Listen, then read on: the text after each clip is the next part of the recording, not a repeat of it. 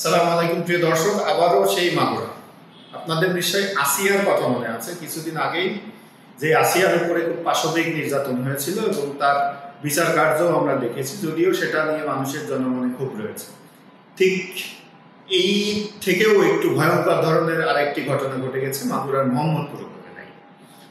মোহাম্মদ উপজেলার কামিরুল নামে একজন, যার বয়স আনুমানিক 30 বছর, তিনি 5 আগস্টের পর থেকেই আবদুল্লাহ নামে আরেকজনের সাথে তর্কে জড়িয়েছিলেন এবং এই বিতর্কের জের ধরে আবদুল্লাহ তাকে মেরে ফেলার একটি পরিকল্পনা করে এবং জ্যান্ত কবর দেওয়ার মতো একটি ভয়ঙ্কর সিদ্ধান্তে উপনীত হয়, যার পরিপ্রেক্ষিতে কামিরুলের যে ভাষ্য, ভুক্তভোগী কামিরুল, যাকে জ্যান্ত কবর দেওয়ার চেষ্টা করা হয়েছিল, তিনি যেমনটি জানিয়েছেন যে তিনি চা খেয়ে বাসার দিকে ফিরছিলেন। প্রতিমধ্যে ঈদগাহ আছে, ওখানে একটা ঈদগাহ পার হওয়ার পরপরই আবদুল্লাহর সাথে তার দেখা হয়ে যায় এবং আবদুল্লাহর একটা অনুরোধ ছিল যে একটু বাঁশবাগানে আসো, আমি বাঁশ বের করতে পারছি না একা একা, আমাকে একটু হেল্প করো। এই ধরনের একটি অনুরোধে সাড়া দিয়ে কিন্তু কামিরুল কিছু না বুঝেই বাঁশবাগানে চলে যায় এবং বাঁশবাগানে যাওয়ার পরপরই খুব ভয়ঙ্কর একটি ঘটনা ঘটিয়ে ফেলেন এই অভিযুক্ত আবদুল্লাহ।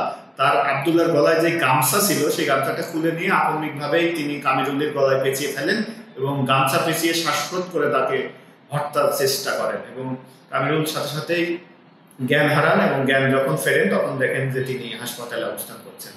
আর স্থানীয় এবং ভুক্তভোগী পরিবারের অভিযোগ হচ্ছে যে তাকে শুধু শ্বাসরোধ করে হত্যা চেষ্টাই না, তাকে হত্যা চেষ্টার পাশাপাশি ওই বাঁশবাগানে একটি কবর করে, গর্ত করে তাকে জীবন্ত অবস্থায় কবর দেওয়ার চেষ্টা করা হয়েছে এবং এই ঘটনায় কিন্তু মাগুরা থানায় মামলা হয়েছে, মাগুরা মোহাম্মদপুর থানায় মামলা হয়েছে এবং 6 জনকে আসামি করা হয়েছে।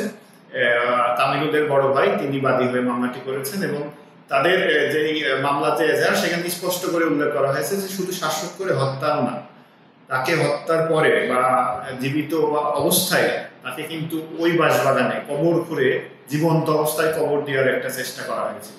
কি ভয়ঙ্কর!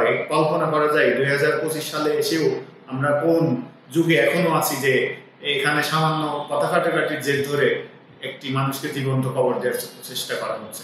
এই ঘটনায় স্থানীয়দের মধ্যে ব্যাপক চাঞ্চল্যের সৃষ্টি হয়েছে এবং ভুক্তভোগী জামিরুলের মা জানিয়েছেন যে শুধুমাত্র আবদুল্লাহ না, আবদুল্লাহ যখন গলায় শ্বাসরোধ করে মেরে ফেলছিল তার সাথে আরো কয়েকজন যোগ দেয় এবং তারা সবাই মিলে কিন্তু